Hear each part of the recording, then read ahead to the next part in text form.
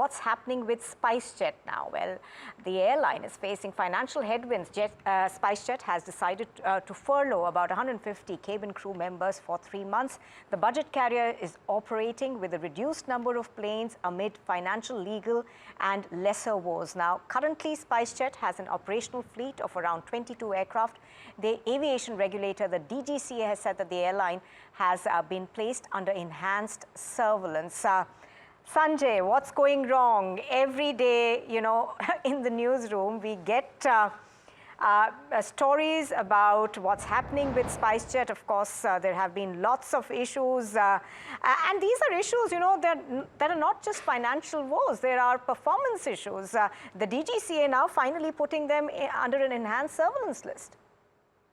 Well, first of all, I'd say I'm glad the DGCA acted, but they've acted late. Yes. And, they should have acted with the same alacrity on which they fined Air India or gone after Indigo or Akasa. I do not see that happening in this case. I'm very blunt. I'd like to make it very clear.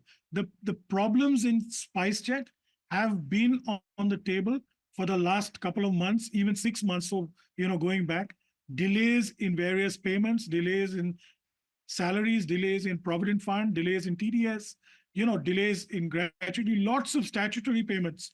And these are signs that, the regulator must look out for.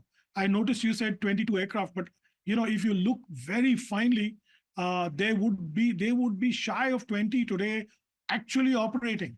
And, they're teetering on the brink of being a non-compliant airline. And I think, we need to take a long, hard look that if there is so much of financial crisis, is it going to become a safety-stressed airline? Now, the owners of SpiceJet and their board can say what they want, but it's high time that they did a statutory audit. The DGCA went in and did a proper safety audit, not only observation, because observation is what you do when an airline has trouble. This has gone beyond that. Now, what is the problem is there's lack of funds. I know, the owners brought in some funding, but obviously there was a bridge funding. It's not a complete funding. 2, they've had issues. They've got the 737s. They were waiting for a lot of, compensation to come in. That's not happened immediately. There are a lot of little niggling issues. There's a lot of employee morale. You're right. 150 cabin crew have been told they will be put on unpaid leave. Ground staff, I've got messages from ground staff. They've been told to look for new jobs. Right. So, and that's this morning. So that means SpiceJet is getting ready to downsize completely. I spoke to a pilot this afternoon who's not been paid for a couple of months, and I know some who are leaving. So there is problem and deep problem afoot over there. Let me also welcome Mr. Dheeraj Mathur. He's an aviation expert who's joining in. Mr. Mathur, good evening. Thank you for speaking to us. Mr. Mathur, Sanjay and I have been discussing how badly SpiceJet has been performing. It's not just financial woes. There is trouble as far as the airline is run, how it's run. What's going wrong? And is it already perhaps too late? Good evening, thanks for inviting me. Look, I think SpiceJet's fundamental problems are financial. Everything else is actually consequential. This isn't the first time it's happened. It happened in 2023, where because of financial stress, it was again after DGCA audit put under enhanced surveillance. And they've always needed capital, and that is the reason why they are where they are today. Now, so as Sanjay just mentioned, the promoters did put in some money, and the board has recently approved the QIP of 3,000 crores. Let's see where that goes. The stock certainly has, the market has certainly responded favorably to this news. But unless they get that capital infusion, get their aircraft back in operation, get the maintenance, and other things, issues sorted out, it will be very difficult. But fundamentally, it's a financial. They're cash strapped. They've been making losses for the last 6 years. And remember, there was the time when they had about almost 20% market share, and they were profitable. but in the last 6 years, they've been having sustained losses and all the other problems that you just mentioned. And they seem to be very, unable to deal with this. But on a larger question, Mr. Mathur, I wanted to ask you, in fact, we've seen several of these notices being sent by the DGCA. Now, apart from SpiceJet, yesterday, CASA was also given a show cause notice. This does raise questions, A, about training standards, and B, about operational readiness. What is going wrong with all of these low-cost carriers? Well, again, I mean, you talked about CASA. They too, I mean, they've been around just for a couple of years. They have done well, but they too have been suffering losses. I think they've run up losses of almost 2,400 crores.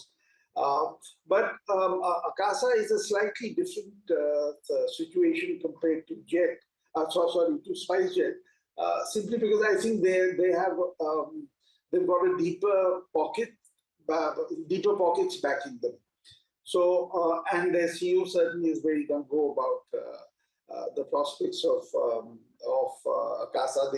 He expects to become profitable in about 2 or 3 years, and he's even talking of an IPO in I think 28 is what he mentioned. So, CASA is a slightly different. Not slightly, it's completely different. I would not put it in the same bucket as SpiceJet. As regards these regulatory notices, well, it's good that the DGCA is being proactive, and as Sanjay said, I think they should have been. They're probably, as far as SpiceJet is concerned, they may have been a little indulgent a couple of years back. But I would not read too much into these regulatory notices, except for the ones that have been directed at SpiceJet. I mean, look, even Air India Express got fined for not giving compensation to passengers. Air India, the full service Air India also got fined about 90 lakh rupees for operating with underqualified or unqualified pilots. So certainly regulatory compliance issues are important. And it is important, very important for the DGCA to be proactive. Because, these are operational issues. You've got to be on your toes all the time. Regulatory compliance is not a one-off thing. It has to be part of your DNA. It's got to be, especially for an airline with all the issues associated with safety and etc. Well, absolutely. You mentioned the one that Air India got, that where they had to pay that 90 lakh rupee fine. Of course, that was a bit of a shocker in terms of how could the airline have, staff that was flying the airline, which wasn't. They weren't fully qualified for that. So that does raise questions about training standards, about how operations are run. But Sanjay, coming to you, any thoughts on Akasa? Yes, of course. I have flown Akasa, and I rate it extremely highly. I have not yet gone through the entire details of the show cause notice that the DGCA has sent them. I somehow, it doesn't come across to me as an airline that's A, financially stressed, or B, that is cutting corners on safety standards. Just like I wouldn't say the same of either Indigo or even Air India or Vistara for that matter. But, we'll have to wait and see what that comes about, because I do know that they have, in fact, they're the one airline that probably has excess pilots than its requirement, because, their aircrafts have not been coming in. So I can't see them, having goofed up on training, or unless it was a, human error or something like that. I mean, we'll have to see that, but I can't see, their service standards for a low-cost airline are actually very close to a full-service carrier. They're very, very sprightly. And I look for them to become that third carrier that we need in the country, to fight off Indigo and Air India's, big duopoly. I have no two thoughts on the fact that, they will come out smelling like roses in this, in the sense they will get investors, they will grow. And it's I don't see too much of a problem there. So perhaps, but I'm happy the DGCA is looking so finely, like your other guest said. It's very, very interesting, very important that the DGCA must look at every airline with a microscope, because safety is not an accident. We cannot wait for Absolutely. accidents. Absolutely. Mr. Mathur, quick last work. I'm running out of time, but whatever you'd Yeah. like to just add at the end. No, I was just saying that as far as the notice to Akasa is concerned, it's apparently about not about completing simulated training without getting the requisite prior approval for running that training. So it isn't that they weren't doing the training. It's I think we need to hear from them to know what exactly happened.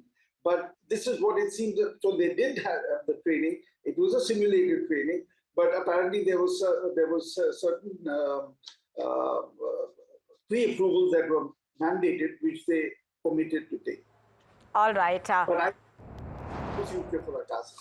All right, Sanjay Lazar, Dheeraj Mathur, both of you gentlemen, thank you very much for joining us. Of course, as we are talking, hopefully we'll have more healthy competition in the airlines going forward. That's all we have time for on the big story this evening. Thank you for joining.